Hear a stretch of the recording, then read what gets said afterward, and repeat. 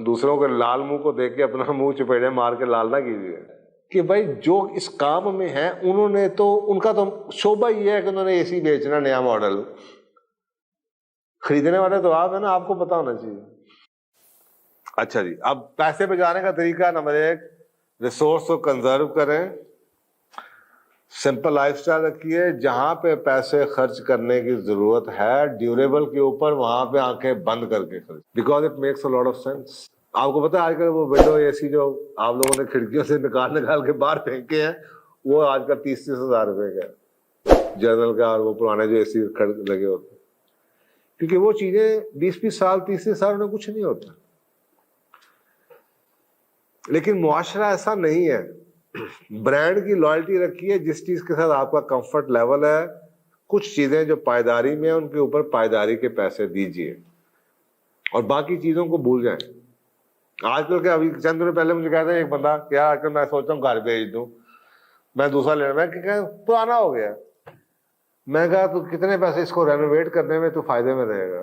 ہم یہ باتیں سوچتے نہیں ہیں کہ ایک گھر ہے آپ کیوں بیچ رہے ہو، کیونکہ وہ آپ لوگ کو لگتا ہے پرانا ہو گیا۔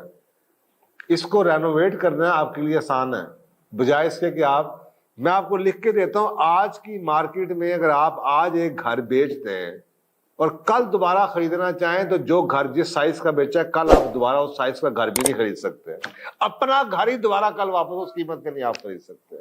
یہ ایسی مارکیٹ ہے۔ تو اس کا مطلب ہے یہ جب ایسی مارکیٹ ہو نا تو it makes all the sense کہ جو ہے اس کو ٹھیک کرو، چیزوں کو استعمال کریں، پوری ان کی مدت پوری کریں، چیزوں کو جتنی دیر تک آپ ٹھیک رکھ سکتے ہیں استعمال کریں، ابیوز نہ کریں، چیزیں خراب نہیں ہوتی، اچھی چیزیں ہیں چلائیں ان کو جب تک ان کی لائف چلتی ہے۔ ڈیوریبل یوز کی چیزیں خریدنا کہیں آسان ہے، کہیں بہتر ہے چائنیز نئی چیزیں خریدنے سے۔ پرانی چیزیں خریدیں، اچھی چیزیں خریدیں، برانڈڈ چیزیں خریدیں، استعمال ہو جاتی ہیں، ری یوزیبل ہیں، ریپیئربل ہیں۔ کیا ہر بندہ، آپ کیا یہ جسٹیفائی کرتے ہیں ہاں ٹھیک ہے جی انورٹر اے سی آپ کے پیسے بچاتا ہے، کیا آپ کا اتنا استعمال ہے کہ آپ انورٹر لگا کے اس کی کاسٹ پوری کریں؟ نہیں، آپ کا بیڈ روم ہے، چھوٹا سا بیڈ روم ہے، 6 گھنٹے چلتا ہے جناب، مجھے ضرورت ہے انورٹر کی۔ ہاں میرا آفس ہے سارا دن چل رہا ہے اے سی، وہاں پہ انورٹر کے مجھے سینس سمجھ آتی ہے۔ تو کیا ہمیں ان بیسک فارمولاز کا پتہ ہے کہ ہم ہوائی چال میں ساری دنیا نے رستی پہ یہ انورٹر، میں بھی انورٹر لوا رہا ہوں۔ آپ کسی سے پوچھتے ہیں انورٹر تمہیں کیوں چاہیے، اسے پتا بھی نہیں ہوگا اسے کیا چاہیے، نہ اس کو کیلکولیشن، وہ سنی باتیں ہیں۔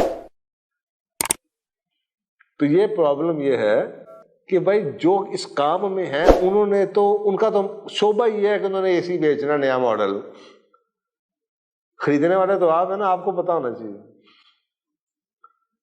کیا آپ کی سمجھ میں یہ بات آتی ہے یا نہیں آتی؟ ان کا تو کام ہے بیچنا، وہ تو ان کو تو تنخواہیں یہاں سے مل رہی ہے کہ اگلے سال نواقی میں بیچنا ہے، کون سی ایسی چیز لائی جائے کہ لوگوں کو کہا جائے تمہاری پچھلی چیزیں ساری بیکار ہو گئی۔ میں اکثر لوگوں کو جانتا ہوں جو کہ بڑے ٹاپ لیول کی پوزیشنز پہ آئے ہوئے ہیں، اور آپ ان کے ہاتھ میں موبائل دیکھیں تو 10-10 سال پرانے موبائل ہیں ان کے ہاتھ۔ It's not that they can not afford, کہتے ہیں یار کام چلتا پہ میں اور بھی کرنا ہے، جب خراب ہوگا تو لے لیں گے نیا۔ ہم چیزوں کو ریپلیس کر دیتے ہیں بغیر کسی یوز کے، صرف اس لیے کہ پرانی ہو گئی۔ میں اکثر کہتا ہوں being rich and living like a poor is a luxury, اور میں ان لوگوں کو بھی دیکھتا ہوں جو بہت زیادہ امیر ہیں but they are rich but they want to live like rich, they are poor, کیونکہ ان کے اتنے خرچے پورے نہیں ہوتے۔ اور یہ اسی صورت میں پاسبل ہے کہ اگر میری ضروریات، میرا پیٹ، دوسروں کے لال منہ کو دیکھ کے اپنا منہ چپیڑے مار کے لال نہ کیجیے۔ تو یہ ایک مائنڈ سیٹ ہے، جب یہ مائنڈ سیٹ بدل جائے گا تو پھر نہ صرف یہ کہ آپ پیسے کما لیں گے ایکسٹرا، لیکن کمانے کے بعد روکنے کی سمجھ آ جائے گی۔ اگر روکنے کو بند نہ کیا تو کماتے جتنے مرضی چلے جائیں، نیچے سے ٹوٹی گلی ہے، یہ رکنے کبھی نہیں، جب تک رکیں گے نہیں یہ ویلتھ نہیں آئے گی۔ بجٹ کی کچھ گائیڈ لائنز ہیں، جنرلی اسپیکنگ بجٹ ایسے بنایا کہتے ہیں what gets measured is what gets achieved, جو چیز میجر کریں گے وہی اچیو ہوتی ہے۔ کیا آپ لوگ بجٹ بناتے ہیں؟ اور کیا پھر ہم اس بجٹ کے ساتھ سٹک کرتے ہیں؟ یہ مسئلہ ہے ہمارا. تو جو نوکری پیشہ چلے ان کے پاس تنخواہ آ گئی, وہی بجٹ ان کا بن گیا, تنخواہ ہے, ٹوٹل اماؤنٹ ان کے پاس موجود ہے, لیکن ان کو کم از کم اس کی کلاسیفیکیشن تو کرنی چاہیے کہ جی ہمارے پاس گھر کے لیے بجٹ کتنے پیسے ہیں, بلوں کے لیے اتنے پیسے ہیں, خوراک کے لیے اتنے پیسے ہیں, میڈیکل کے لیے اتنے پیسے. ہم وہ بناتے نہیں, اس کی وجہ سے ہمارے خرچے کنٹرول میں نہیں آتے.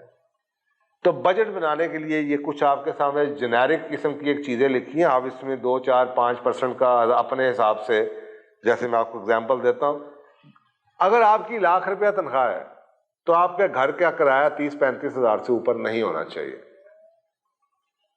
اب آپ کہیں جی گھر تو 50,000 سے سستا ملتا نہیں ہے, تو بھائی آپ کو 35,000 میں ہی خریدنا پڑے گا, کیونکہ 35% سے زیادہ آپ کے پاس نہیں ہے ₹1,00,000 کی تنخواہ میں گھر کے کرائے کے لیے. اسی طریقے سے ٹرانسپورٹیشن ہے 15-20%, جس کے اندر نہ صرف یہ کہ آپ کی گاڑی بلکہ گاڑی کا خرچے اور گاڑی کا پیٹرول بھی شامل ہے.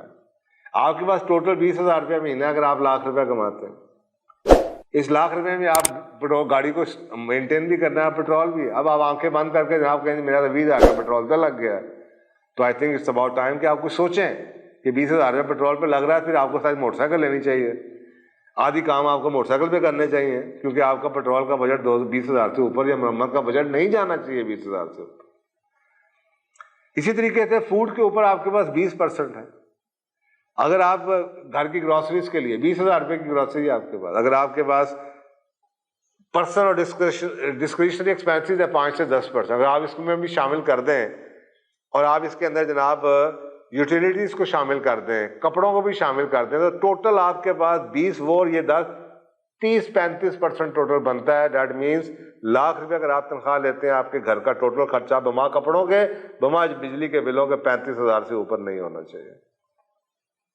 اب آپ اس معاشرے میں اس علاقے میں چلے جاتے ہیں جہاں پہ ₹35,000 کی آپ کی گروسری نہیں ہونی, تو آپ پھنس جائیں. میں کہہ رہا ہوں یہ جان کے فیصلے کیجیے. لیونگ ایکسپینسز کیسے ہوتے ہیں, اپنے اوپر اتنا پریشر مت لیجیے. آپ کو اللہ نے دیا کہ اپنی رعیت کا دھیان کریں, ان کا اسٹیٹ, لیکن آپ کو اپنی ذات کو قربان نہ کیجیے کہ آپ کے پرنسپلز ہی ختم ہو جائیں اور آپ سمجھتے رہیں کہ آپ اپنی فیملی کے ساتھ نیکی کر رہے ہیں, بعد میں اس کو آپ کو لگے نیکی کیا برباد.